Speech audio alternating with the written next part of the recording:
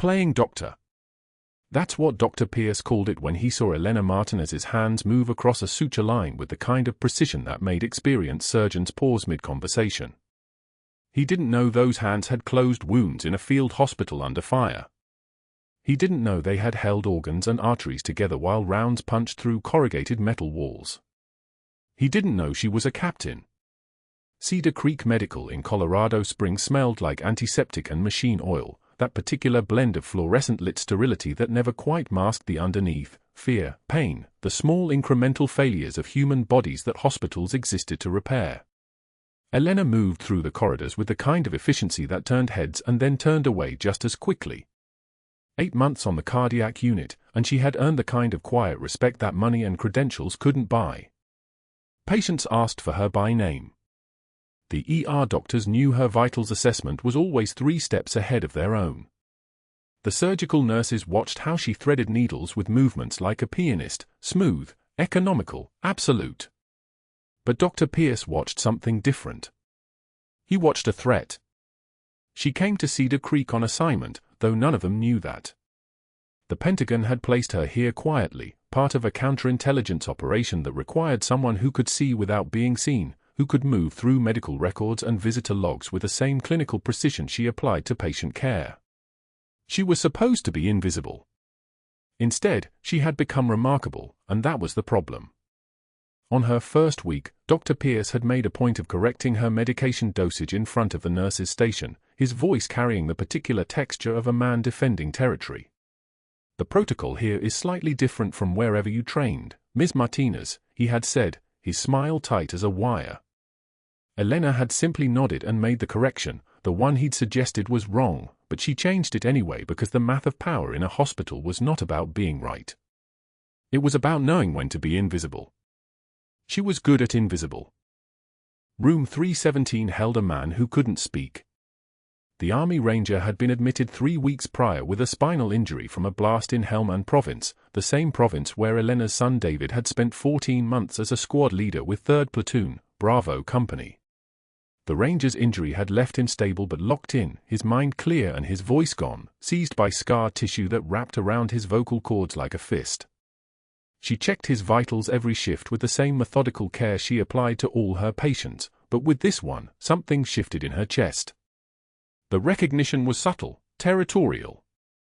She knew him from somewhere in the overlap of David's deployment and her classified work, though she would never acknowledge it aloud.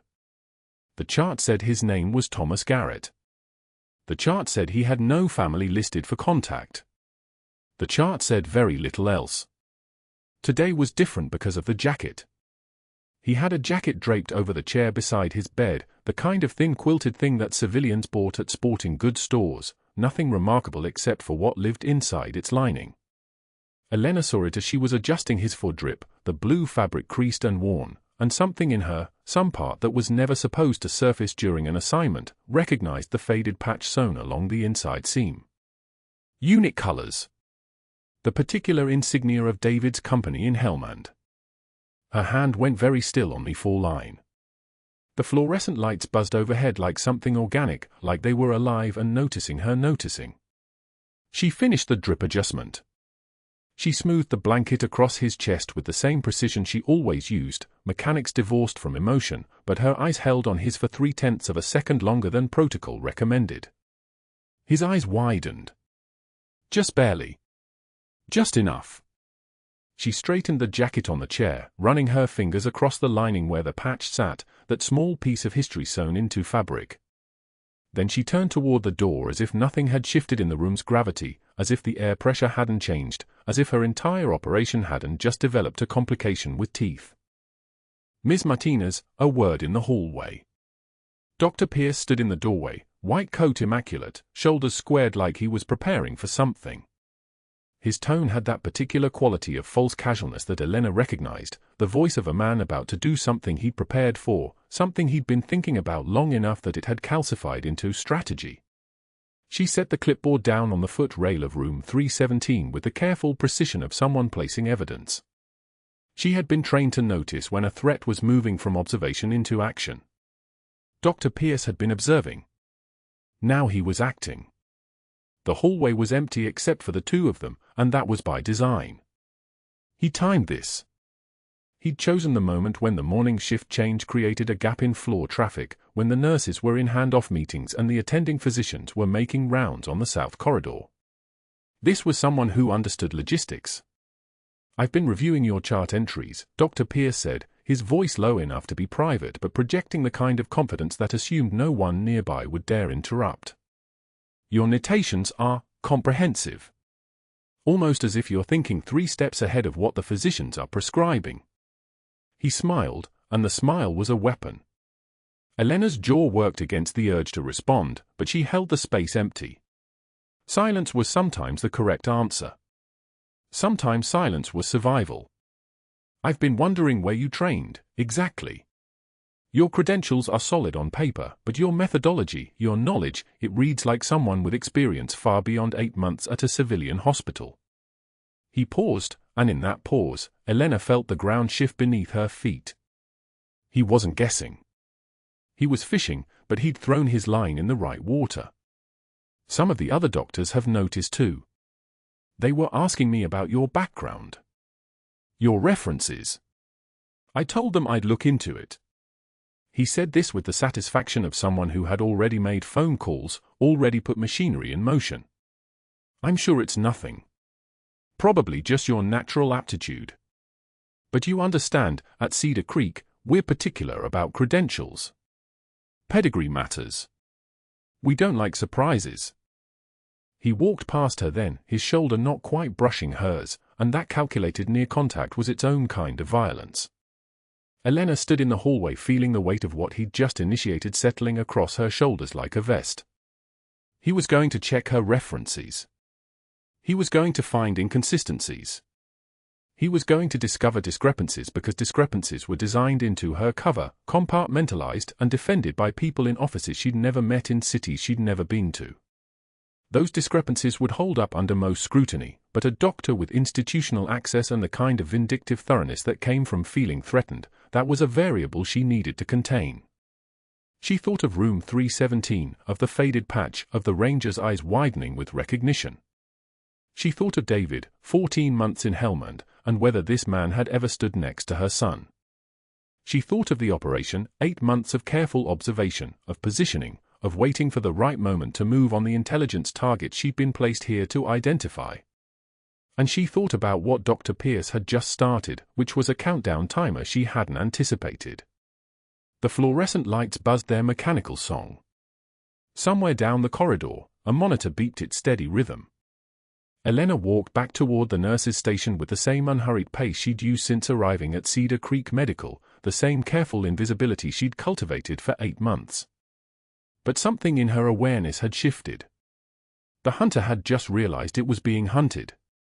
The next words out of Dr. Pierce's mouth, when he spoke them to his allies in that particular tone reserved for men who felt their authority slipping, would be the ones that changed everything. He was already rehearsing them in his mind. She could feel it in the air pressure, in the way he'd angled his body, in the satisfaction bleeding through his careful smile. He was preparing to build a narrative. And narratives, once built, could become harder to demolish than you expected.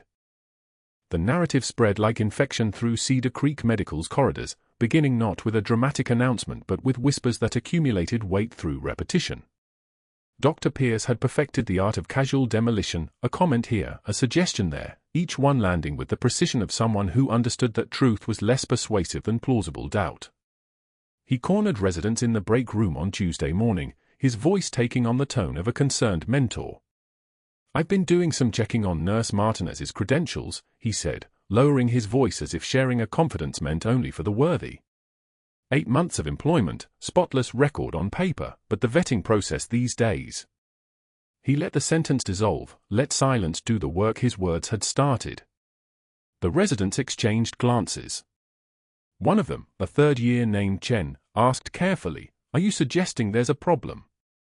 Pierce smiled, the expression of a man who knew exactly how much doubt he could plant without crossing into accusation. "I'm suggesting we should all be thorough," he said. "That's all. Thorough." By Wednesday morning, the poison had settled into the marrow of the unit. Elena sat down in the break room with her lunch tray, grilled chicken, steamed vegetables, the disciplined meal of someone whose body was machinery to be maintained, not indulged, and waited for the usual rhythm of shift talk. She got silence instead. Martha, who worked the same rotation and had nodded to her every morning for the past month, stood abruptly and walked out. Sarah followed. Then Jackson. One by one, the nurses found reasons to leave, their chairs scraping against linoleum like nails dragged across tile, a sound that carried accusation without a single word spoken. Elena didn't look up. She ate her lunch with mechanical precision, each bite exactly where it should be, her jaw working with the efficiency of someone whose anger had learned to wear a mask made of bone and discipline. The fluorescent lights above hummed their constant mechanical drone, indifferent to the social theater unfolding beneath them. She finished every bite. She drank her coffee black and cold. And when she stood to dispose of her tray, her hands were perfectly steady. The campaign escalated on Thursday. Dr. Pierce positioned himself at the nurses' station during shift change, that crucial window when authority could be exercised before the maximum audience, residents listening, families waiting for updates, orderlies passing through with medications. He called Elena over with the tone of someone summoning a junior staff member, his posture blocking her path forward with subtle geometry. "Nurse Martinez," he said, his voice loud enough to carry but not so loud that it seemed performative, though it was entirely performative. "I've been reviewing your interactions with patients. Your tendency to involve yourself in matters that exceed your scope." The residents stood within earshot. Two patient families waited nearby. Elena felt their attention shift toward her like headlights cutting through dark. "You seem to believe that 8 months of experience somehow qualifies you to override physician orders," Pierce continued, his voice like a blade finding the spaces between ribs. "Let me be absolutely clear. You are not playing doctor here. You're barely playing nurse." Elena's face remained still. Not a tremor. Not a flinch. The kind of composure that comes only from having stood in rooms where trembling meant death, hers, her team's, civilians in collapse. Her eyes met his with the temperature of deep winter, something so controlled and present that several residents actually took a small step back. The air around her seemed to compress slightly, as if her stillness was creating its own gravity well. Pierce waited for the response he anticipated, tears, a stammer, some visible sign of damage. What he got instead was worse. When she finally spoke, her voice came out low and precise, every word a scalpel making an incision exactly where it needed to go. "Strange how you never write up the doctors who actually harm patients," she said. Then she turned and walked away, her footsteps measured and deliberate, neither rushed nor slow, the footsteps of someone leaving a room because she had finished speaking, not because she had been dismissed. Behind her, Dr. Pierce's face went the color of raw meat. His mouth opened. Closed. A resident actually whispered something to his colleague that sounded like, "Did she just?" But Elena was already around the corner, her pulse steady, her breathing controlled, the trembling not fear but restraint so fierce it could have bent steel. But that wasn't the worst part. Pierce wasn't finished. He had moved past social destruction into something more institutional, more permanent. On Friday morning, before Elena arrived for her shift, he posted a unit bulletin on the staff board, the kind of notice that stayed visible for days, that every nurse and visitor and family member would see. The write-up was formal, clinical, a masterpiece of subtle weaponry. Under her name and date, in his precise handwriting, unauthorized patient contact and boundary violations, room 317. Nurse Martinez engaged in extended interaction with patient beyond appropriate clinical scope. Maintain professional distance. Signed, Dr. Nathaniel Pierce, M.D., Chief Attending Physician. He had scheduled the announcement for shift change, that moment when 30 people congregated at once, nurses, residents, families, visitors collecting information like birds gathering food. Pierce read it aloud, his voice dripping with theatrical concern. "We must maintain professional boundaries," he said, glancing in Elena's direction without naming her, which was far more damaging than naming. "Especially with our more vulnerable patients who may feel emotionally attached to nursing staff. It's a boundary we must all respect. For everyone's protection." 20 people witnessed it. The ranger wheeled past on his way to physical therapy, his throat marked with the old scar tissue that his medical records had somehow failed to document adequately, watched with eyes that burned like those of a man watching a betrayal he was powerless to stop. His mouth moved silently, forming words he no longer had the physical mechanism to speak. Elena stood at the edge of the crowd, her face a glacier. The cold, flat stare of someone who had learned long ago that visible anger was a weapon your enemy controlled. The anger stayed inside, controlled and surgical, a scalpel waiting for the moment when it would finally be permitted to cut. In the staff lounge afterward, Elena heard Pierce's voice through the doorway, low and conspiratorial with the charge nurse, a woman named Patricia who had never been overtly hostile but who understood how institutional power worked. "I have it on good authority her credentials don't check out," he was saying, looking into some discrepancies with her licensing verification. "We're being thorough, of course.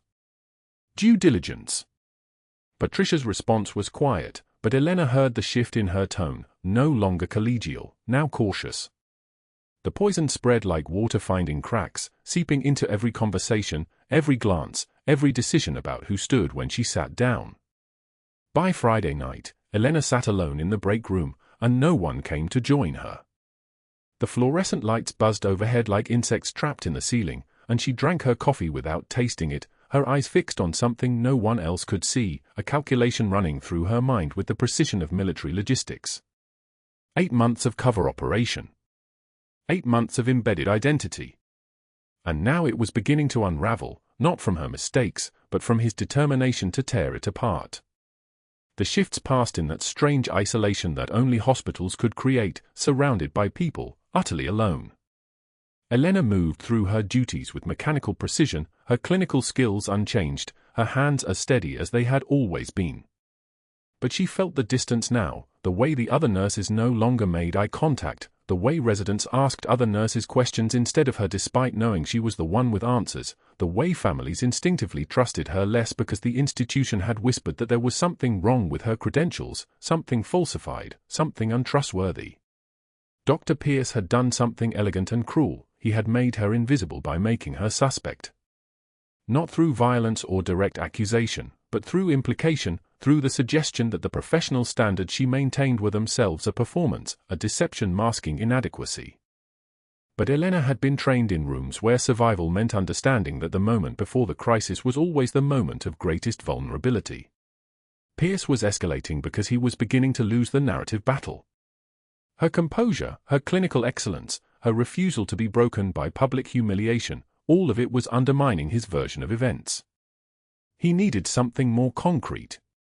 He needed a moment where she would be caught actually operating beyond her scope, actually making a decision that only a physician should make, actually crossing the line he had drawn. And he was positioning himself, deliberately, to be present when that moment arrived. He was setting a trap. And on Tuesday night, when the ranger began seizing in room 317, when the machinery of standard medicine failed, when someone would have to choose between protocol and survival, that trap would snap shut. Elena didn't know that yet. But somewhere in her bones, in that part of her that had learned to read the environment like a hunting animal reads the forest, she felt the pressure building. The room was about to change. And it wasn't going to change the way Dr. Pierce expected. Tuesday night at Cedar Creek Medical, the fluorescent lights hummed their flat monotone as Elena pushed the crash cart into the corridor, the metal frame squeaking softly against the polished tile. The unit was quiet, the kind of quiet that comes just before midnight, when the day shift has abandoned their posts and the night crew settles into the rhythm of monitoring rather than doing. She'd stayed late before. She'd stay late again. The written directive on the unit board said to maintain appropriate distance from room 317. She'd read it 3 times. She'd also read between the lines, the real message Dr. Pierce had encoded in his formal language, the boundary he was drawing not around the patient but around her, a line meant to keep her away from the one person in this hospital whose identity she recognized the moment she saw the faded patch sewn inside his jacket lining. The Army Ranger in room 317 was sleeping when she entered, his breathing shallow and controlled even in rest, the kind of breathing that came from years of discipline. His charts were a medical contradiction, vital signs stable, oxygen saturation acceptable, no acute distress documented by the day team. But Elena had spent 19 years reading patients, and she'd spent 16 of those years reading wounded soldiers. The ranger's neck had a scar, subtle unless you knew where to look, running along the anterior thyroid cartilage like a mark made by something that had come very close and missed by millimeters. She stood at the foot of his bed and studied the scar without touching anything, without moving, just watching how his throat moved when he breathed, the slight hesitation, the mechanical quality of it. His eyes opened. Not slowly. Not groggily. Just open, instantly alert, the way soldiers' eyes opened when they heard a sound that didn't belong. He looked at her and didn't move. She didn't move either. The monitor beeped its steady rhythm, sinus rhythm, beautiful and normal and completely insufficient. "I'm Elena," she said quietly. "Night nurse. I need to check your oxygen saturation." She moved to the bedside table, her movements deliberate and visible, nothing sudden or aggressive. His eyes tracked her, and she saw the moment recognition flickered across his face, not of her, but of something in the way she moved, the efficiency of her motions, the military bearing she couldn't completely suppress even in scrubs. She'd trained too long. The body remembers what the mind tries to hide. Elena wrapped the pulse oximeter around his index finger and waited. 94%. Good. She pressed the stethoscope to his chest and listened, lungs clear, heart steady, nothing acutely wrong. But that scar on his throat bothered her like an itch she couldn't reach. She pressed her hand to his sternum and made eye contact. "I'm going to examine your airway," she said. "That's okay." He nodded once, a sharp gesture, military precision. She tilted his head back gently and looked into his mouth, at the pale tissues, at the way the scar tissue had healed around the anterior larynx, creating a narrowing that wouldn't show up on a casual examination, that Dr. Pierce's intake team had missed entirely because they weren't looking for battle wounds. They were looking at a chart. Elena was looking at history written in scar tissue. She released his head carefully. His eyes locked onto hers and held. There was no fear in them. There was recognition.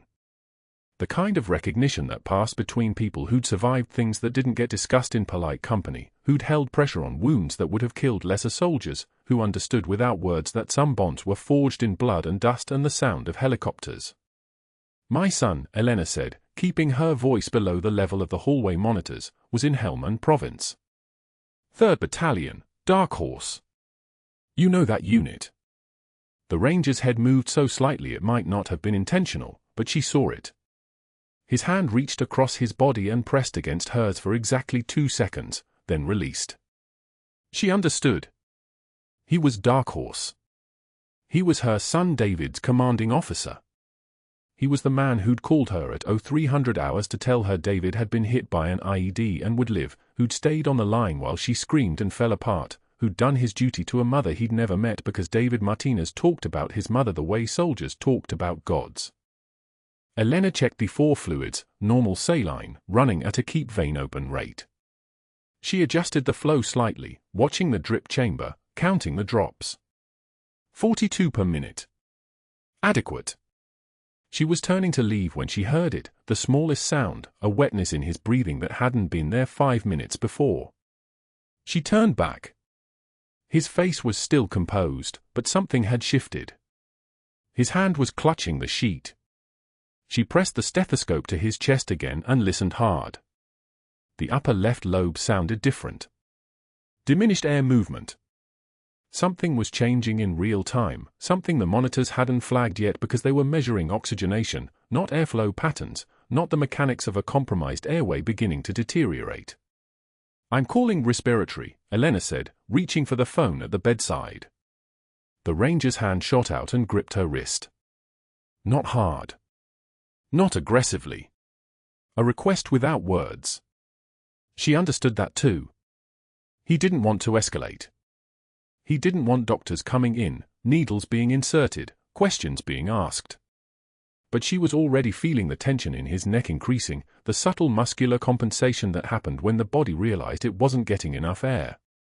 She made a decision that would dismantle everything she'd built at Cedar Creek Medical.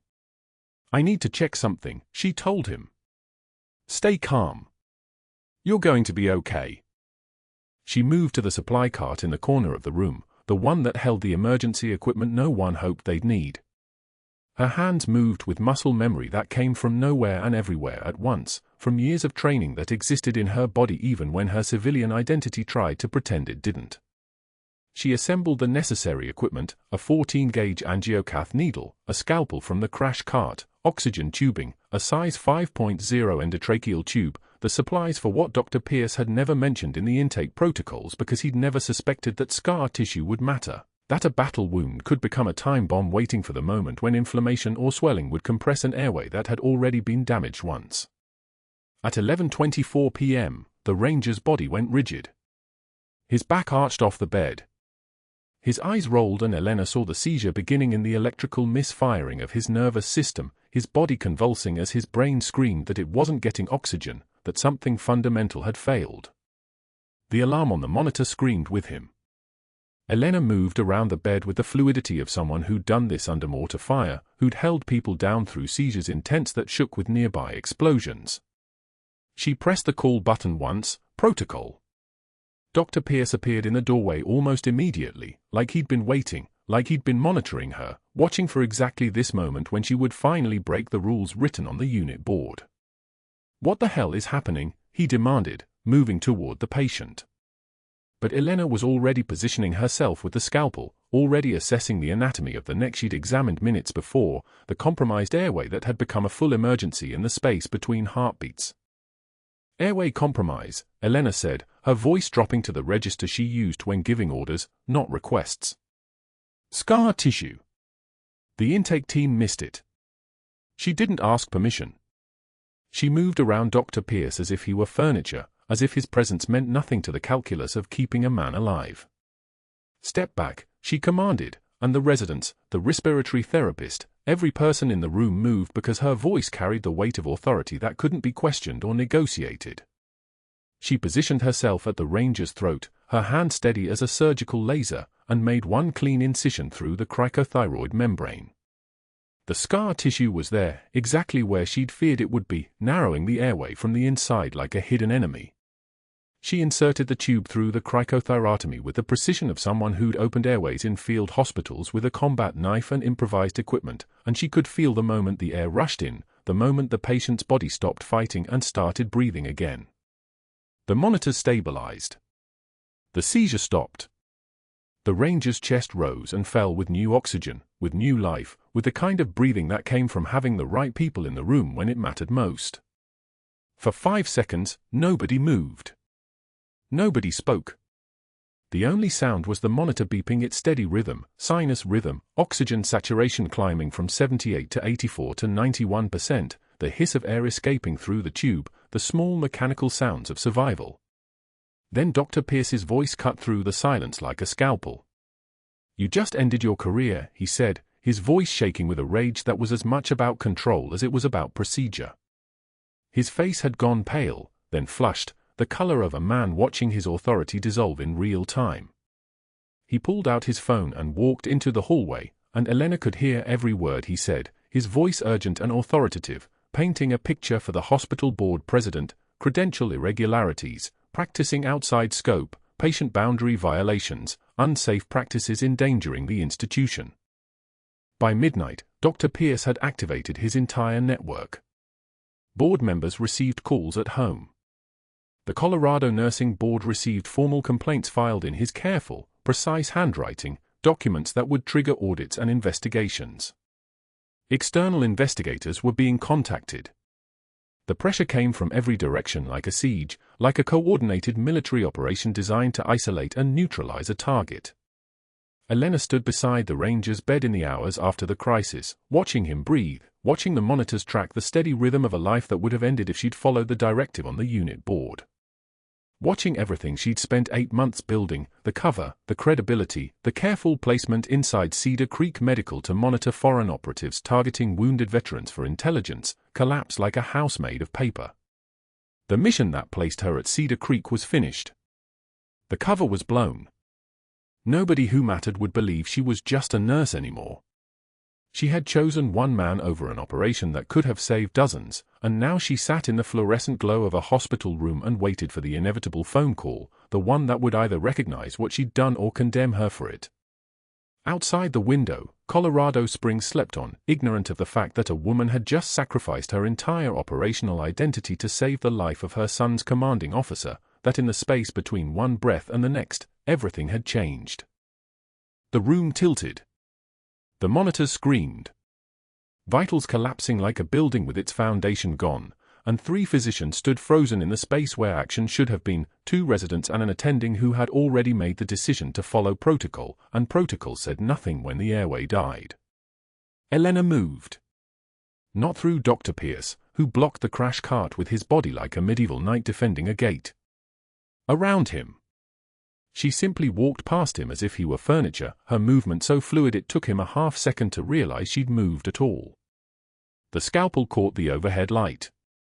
Stainless steel catching fluorescence, and her hands found the anatomy beneath the ranger's jaw with the certainty of someone who had done this in conditions far worse than this, in field tents at 2 in the morning with artillery shaking the canvas, with gunfire outside and morphine running dry. She didn't ask permission. Didn't pause. The cricothyroid membrane was a landmark, a geography her muscle memory had retained through 8 months of pushing pills and taking vital signs. 1 incision. Precise. The hiss of air escaping from a collapsing lung that suddenly wasn't collapsing anymore. She didn't flinch. Didn't look at Dr. Pierce's face turning colors that probably had medical names. The oxygen saturation climbed. 68. 72. 81. The monitors beeped their confirmation, a rhythm finally finding its way back to the living. She'd done it in 43 seconds. She counted. The attending physician's mouth hung open like a door left ajar. One of the residents actually stepped back, as if proximity to competence of that magnitude was contagious. Elena taped the airway tube, her movements economical and precise, each action purposeful as a sniper's breathing. Only then did she look at Dr. Pierce. Met his eyes for exactly 2 seconds, the time it took to measure the distance between them and find him wanting. Then she turned back to the ranger and adjusted the ventilator settings without saying a word. But that wasn't the worst part for Dr. Pierce. The worst part was that she'd done it without needing him at all. Within the hour, his phone had already been dialing. The hospital board president at home, drinking scotch on his back porch in Monument Valley View, and Pierce's voice was controlled and precise, a man making a surgical argument. Credential irregularities. Practicing outside scope. Unlicensed procedures. Patient endangerment disguised as heroism. By the time he hung up, external investigators were being contacted. The Colorado Board of Nursing. A credential auditing firm out of Denver. Pressure mounting from 4 directions at once, coordinated like a military siege, each pressure point calculated and professional. This wasn't rage. This was institutional murder wearing a 3-piece suit. The phone calls multiplied. Board members called other board members. The hospital attorney called the state medical board. Within 6 hours, the machinery was grinding. By morning, Elena was summoned to the administrator's office on the 4th floor, mahogany and money, the kind of room where careers went to die in leather chairs. The hospital attorney sat across from her, name tag reading Sarah Kaufman, J.D., voice like a gavel striking wood. HR to her right. A board member to her left. And Dr. Pierce in the corner, positioned like a prosecutor waiting for a conviction that was already guaranteed. Kaufman opened a folder. Her voice was measured and professional.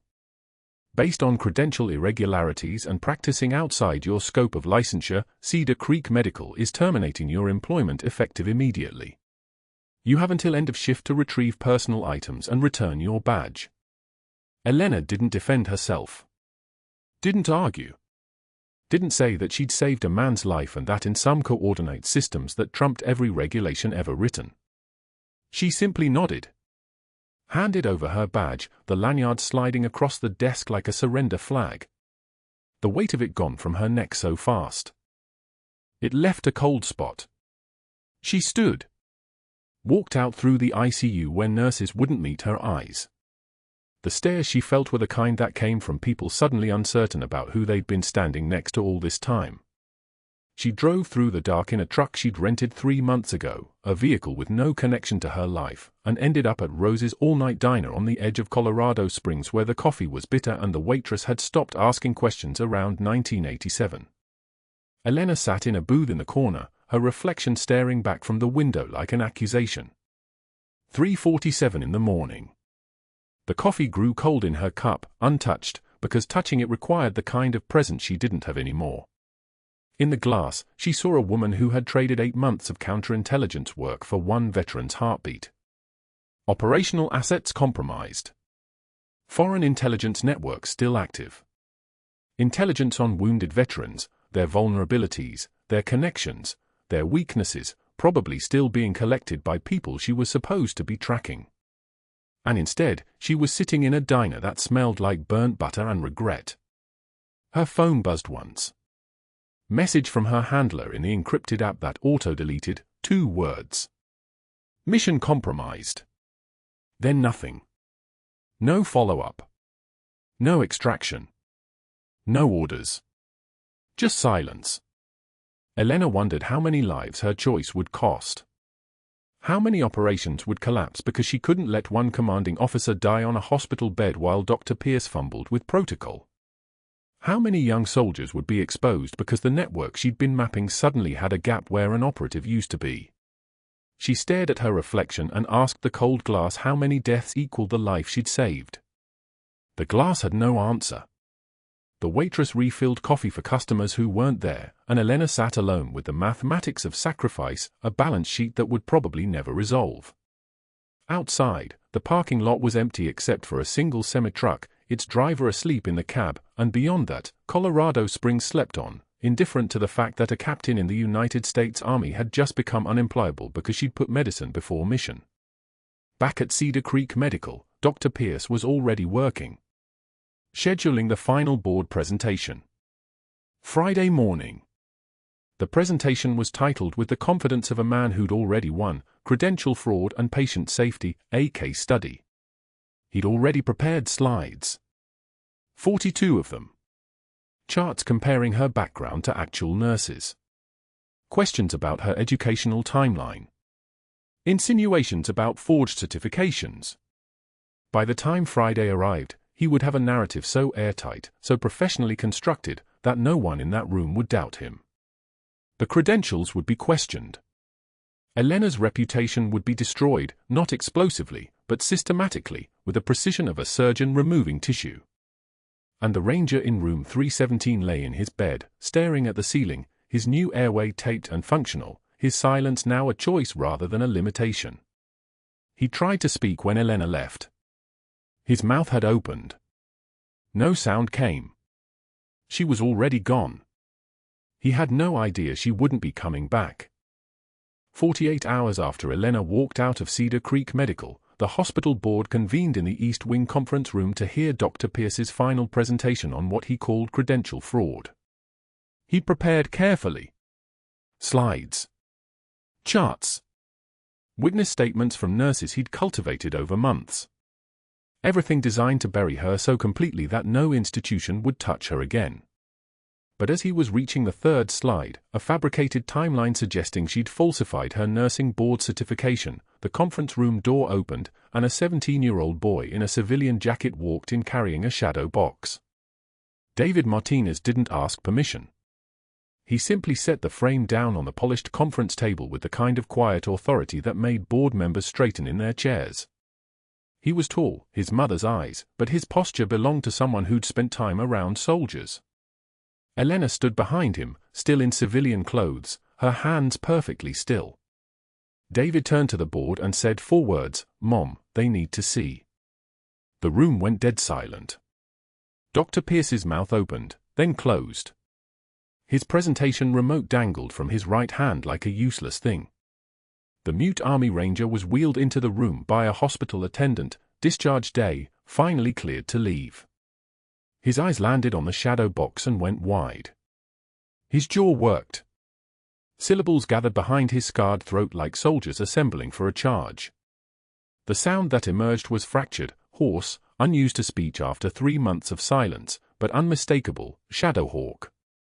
That name hit the room like a concussion wave. Board members exchanged confused glances. Dr. Pierce's face went the color of old bone. The hospital's veteran liaison, Cortez, a former Marine with 23 years of service and a tattoo of his unit insignia on his forearm, stood slowly and approached the shadow box with the reverence of someone approaching a shrine. His hands trembled as he lifted the first document from the frame.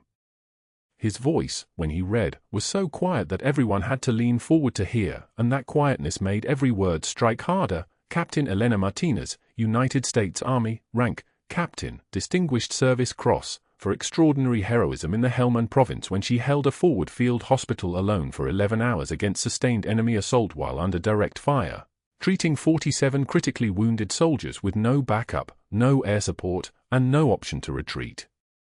He set that citation down. Lifted the next one. Silver Star. For leading a medical evacuation under hostile fire. His voice cracked. Silver Star. For field surgery on a SEAL Team 6 operator with a chest wound the size of a fist, keeping him alive for the 90 minutes until evacuation. Cortez's eyes were wet now. And this one. Purple Heart. Shrapnel from a 107mm rocket. Purple Heart. Blast concussion from an IED. 2 of them. Dr. Pierce lunged forward, his chair scraping backward so violently it fell over behind him. Those are forged, he shouted, his voice climbing into registers of desperation. Obviously forged. I have proof.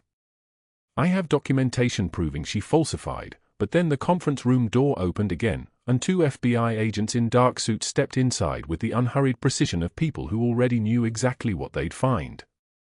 The lead agent, a woman with steel-gray eyes and a badge clipped to her belt, held up a laptop. We traced the unauthorized access to Cedar Creek's personnel database back to this IP address, Dr. Pierce. Your home network. You attempted to plant false credential documents in Captain Martinez's file to frame her. That's federal interference with a counterintelligence operation, obstruction of justice, computer fraud, and for additional felonies we're still tallying. She nodded to her partner, who was already producing handcuffs. I was protecting this hospital, Pierce said, but his voice had lost its edge, become thin and reedy, the sound of a man discovering that his institutional power had evaporated the moment someone else wielded a bigger one. She violated protocols. She performed procedures outside her scope. She saved your patient's life, Cortez said quietly. And she did it after you tried to bury her. That's not a crime, Doctor. That's character. They led Dr. Pierce out in handcuffs, his white coat flapping behind him like broken wings. As the agents walked him past the unit board in the hallway, the same board where he'd posted his humiliation of Elena just 4 days earlier, his own write-up was still there, pinned beneath a plastic sleeve, the words unauthorized patient contact and boundary violations now reading like epitaph. His career hadn't ended in an operating room where he'd imagined it might, surrounded by residents he'd trained and respect he'd accumulated. It ended in the back of a federal vehicle, bound for a holding facility, and eventually to a federal prison in western Colorado where he'd spent for years driving a medical supply van, delivering surgical instruments to prison medical facilities, the instruments he'd once wielded with such arrogance now serving anyone but him. The board president, a woman named Hendricks who'd nodded along to Pierce's whispers for months without ever asking questions, turned to Elena with a face the color of old ash. Captain Martinez, I don't know what to say. We had no idea. The conference room door opened for the 3rd time. A Pentagon liaison in dress blues entered with the bearing of someone accustomed to commanding rooms without speaking. He was a colonel, maybe 50, with the weathered face of someone who'd spent time in actual deserts, not just studied them. He looked directly at Elena and said, Nightingale Actual. We need you back. It wasn't a request. It was a command, and every person in the room heard it as such. The operation, the colonel continued, his voice steady as a surgical blade, identified 3 foreign intelligence operatives embedded in medical facilities across the Colorado Springs area, targeting wounded special operations personnel for information extraction. Captain Martinez's work here, over 8 months, prevented a significant breach of operational security. Dr. Pierce's interference nearly cost us everything. His actions have been referred to the Department of Justice for prosecution.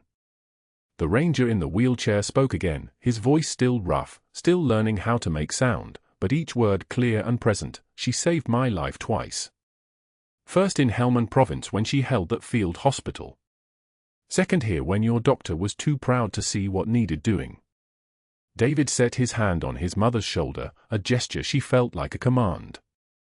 The shadow box sat on the conference table, open to the world now, its contents no longer secret. The citations. The medals. The evidence of a life lived in service that no one in this room deserved to know about, and yet here it was irrevocable. Cortez stood and saluted. Not Elena. The medals in the shadow box. A gesture that spoke across generations of uniform, from one era of service to another, acknowledging something deeper than rank or title. Acknowledging sacrifice the way only soldiers could. Through the window of the conference room, Elena could see the parking lot. An FBI vehicle pulled away with Dr. Pierce visible in the back seat, his hands cuffed, his white coat abandoned. His license would be revoked within the week. His reputation, constructed so carefully through whispers and strategic alliances, had collapsed in the span of 48 hours. From one of the most respected physicians on the hospital staff to a federal inmate, stripped of everything, bound for a facility where he'd serve his sentence driving a van instead of saving lives. The board issued a formal apology, read aloud by Hendricks, her voice steady now, her shame evident. The Cedar Creek Medical Board formally exonerates Captain Elena Martinez of all charges. We acknowledge our institutional failure to protect one of our own. We are implementing new protocols to ensure that no employee is ever isolated or subjected to coordinated harassment without immediate investigation and intervention. The nursing board, contacted by the Pentagon Liaison's office, cleared her record electronically. The notation would be removed. The write-up would be shredded. Elena Martinez, nurse, would have no record of ever having been fired. The colonel turned to Elena one final time and said, "Welcome back, Captain. Your quarters are prepped. Your mission resumes tomorrow." She didn't smile. She didn't celebrate. She simply nodded and said, "Understood, sir." David hugged her in the hallway after the board adjourned, and for the first time in 48 hours, Elena let herself breathe fully. Her cover was restored. Her mission was alive again. The 3 operatives she'd been tracking, a respiratory therapist in pediatrics, an orderly in the ICU, and a lab tech with access to personnel records, were still in place, still gathering intelligence, still unaware that the quiet nurse who'd seemed so easy to isolate was actually a captain with 47 saved lives on her record and a Pentagon office with her name on it. As Elena walked back through the corridors of Cedar Creek Medical that evening, back into the world of scrubs and monitors and the 1,000 small acts of healing that no one noticed unless they failed, a young veteran in room 220 watched her approach, newly admitted, suspicious visitors, a pattern of questions that didn't match his injuries. She would monitor him. She would protect him. She would do the same work she'd always done, the work no one would ever applaud, the work that mattered more than applause. The fluorescent lights hummed their institutional song. The antiseptic smell filled the air like a familiar prayer. And somewhere in the basement of Cedar Creek Medical, in an evidence locker awaiting trial, Dr. Pierce's fabricated credentials sat beside the federal complaint that would end his career. Subscribe for more stories of hidden strength and karma delivered. Like if you believe justice sometimes wears scrubs. And comment, have you ever been vindicated after someone tried to destroy you?